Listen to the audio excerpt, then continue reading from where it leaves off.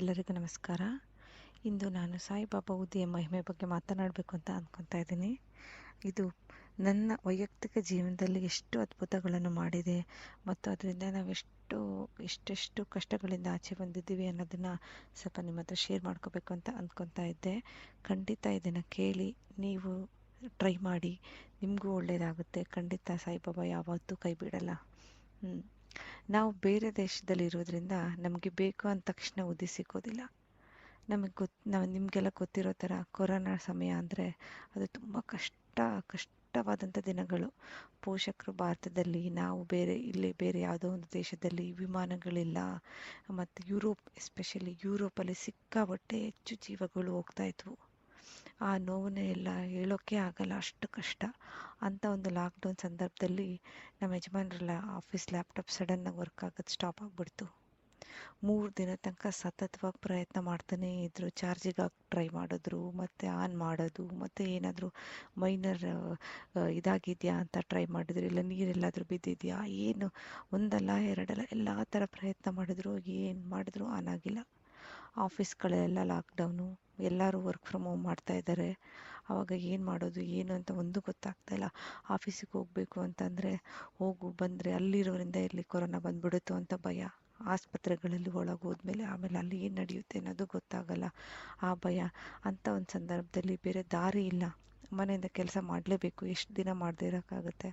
So ಲ್ಯಾಪ್ಟಾಪ್ನ ಹೋಗಿ exchange ಮಾಡ್ಕೊಂಡು ಬರಬೇಕು ಅಂತ ಅವರು ಎಲ್ಲ ರೆಡಿಯಾಗಿ ಹೋಗಿ ಬಂದುಬಿಡ್ತೀನಿ ಅಂತ ರೆಡಿ ಆದರು. ಆದರೆ ನಮಗೆ ಕಳ್ಸೋಕ್ಕೆ ಇಷ್ಟ ಇಲ್ಲ.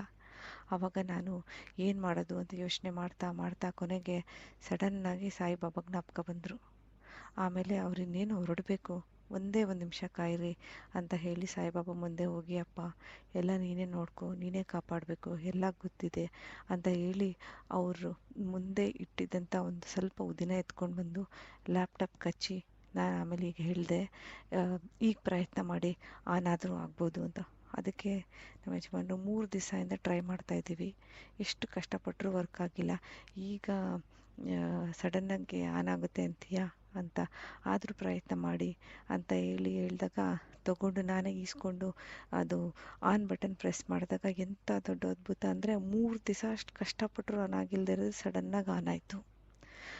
ಅದನ್ನು ನೋಡಿ ಅವರಿಗೆ, ಎಲ್ಲ ನಮ್ಮ ಮನೆಯವ್ರಿಗೆ, ಮಕ್ಕಳಿಗೆ, ನಮಗೆಲ್ಲ ಎಷ್ಟು ಆಶ್ಚರ್ಯ ಅಂತಂದರೆ ಇದು ನಿಜವಾದ ಒಂದು ದೊಡ್ಡ ಅದ್ಭುತ ಥರನೇ ನಮಗೆಲ್ಲ ಅನಿಸಿ ಅಷ್ಟು ಸಂತೋಷ ಆಯಿತು. ಆ ಥರ ಒಂದು ಖಂಡಿತ ಎಲ್ಲರಿಗೂ ಯಾವಾಗ್ಲೂ ಎಂಥ ಒಂದು ಕಷ್ಟದಲ್ಲಿ ನೀವಿದ್ದಾಗನೂ ಆಗೋದೇ ಇಲ್ಲ ಅಂದ್ಕೊಂಡಾಗ ಬಾಬಾ ಮುಂದೆ ನಿಂತ್ಕೊಂಡು ಮನಸ್ಪೂರ್ವಕವಾಗಿ ಬೇಡ್ಕೊಂಡು ಹೋಗಿ ನೀವು ಉದಿನ ಹಚ್ಚಿ ಪ್ರಯತ್ನ ಪಟ್ಟಿದ್ರೆ ಖಂಡಿತ ನಿಮಗೆ ಕೆಲಸ ಆಗೇ ಆಗುತ್ತೆ. ಇದು ನನ್ನ ಪರ್ಸನಲ್ ಎಕ್ಸ್ಪೀರಿಯೆನ್ಸ್. ಇದ್ರ ಮೂಲಕ ನಾನು ಏನು ಹೇಳೋಕ್ಕೆ ಇಷ್ಟಪಡ್ತೀನಿ ಅಂದರೆ, ಯಾವಾಗಲೂ ಮನೇಲಿ ಉದಿನ ಹ್ಯಾಂಡಿಯಾಗಿ ಇಟ್ಕೊಂಡಿರೋದು ಅಷ್ಟೇ ಅಲ್ಲ, ಬರೀ ಈ ಥರ ಒಂದು ಕಷ್ಟ ಬಂದಾಗ ಬಾಬಾ ಉದಿ ಹಚ್ಕೊಳ್ಳೋದಲ್ಲ. ನಾವೆಲ್ಲ ದಿನ ಬೆಳಿಗ್ಗೆ ಆದರೆ ಉದಿನ ಹಚ್ಕೊಂಡೆ ಮನೆಯಿಂದ ಕಾಲು ಕೂಡ ಆಚೆ ಇಡಲ್ಲ, ಆ ಥರ. ಸೊ ನೀವು ಯಾವಾಗ್ಲೂ ಹಚ್ಕೊಳ್ಳಿ. ಮನೆಗೆ ಬಂದವರಿಗೂ ಕೂಡ ಕುಂಕುಮ ಕೊಟ್ಟಾದಮೇಲೆ ಸ್ವಲ್ಪ ಉದಿ ಕುಡಿ ಹಚ್ಕೊಳ್ಳಿ, ಅವ್ರಿಗೂ ತುಂಬ ಒಳ್ಳೆಯದಾಗುತ್ತೆ. ಚಿಕ್ಕ ಮಕ್ಕಳು ಕರ್ಕೊಂಡು ಬಂದಿದ್ರೆ ಒಂದು ಚಿಕ್ಕ ಬಾಕ್ಸಲ್ಲಿ ಹಾಕ್ಕೊಡಿ, ಈ ಥರ ಶೇರ್ ಮಾಡಿ. ಇದರಿಂದ ಖಂಡಿತ ಸಾಯಿಬಾಬಾ ಎಲ್ಲರಿಗೂ ಒಳ್ಳೇದು ಮಾಡ್ತಾರೆ. ಸಾಯಿಬಾಬಾ ಯಾವತ್ತೂ ಆಡಂಬರವಾಗಿರೋ ಪೂಜೆ ಆಗಲಿ, ಇಲ್ಲ ಅವರಿಗೆ ಹರಕೆಗಳು ಮಾಡ್ಕೊಳ್ಳೋದು, ಇಲ್ಲ ಗುರುವಾರನೇ ಬರಲಿ ಅಂತ ಕಾಯೋದು, ಆ ಥರ ಎಲ್ಲ ಏನೂ ಇಲ್ಲ. ನಿಮಗೆ ಯಾವಾಗ ಏನು ಕಷ್ಟ ಬಂದರೂ ತುಂಬ ಶ್ರದ್ಧೆ ಭಕ್ತಿಯಿಂದ ಅವ್ರ ಮುಂದೆ ನಿಂತ್ಕೊಂಡು ನೀನೇ ಕಾಪಾಡಪ್ಪ, ಓಂ ಸಾಯಿ ಅಂತ ಹೇಳಿದ್ರೆ ಸಾಕು, ನಿಮ್ಮ ಎಲ್ಲ ಕಷ್ಟಗಳು ಎಷ್ಟೇ ದೊಡ್ಡದಾಗಿರಲಿ ನೀರಿನ ಥರ ಕರಗಿ ಹೋಗುತ್ತೆ. ಸೊ ಇದನ್ನು ಪ್ರಯತ್ನ ಮಾಡಿ, ಉದಿನ ಹಚ್ಕೊಳ್ಳಿ.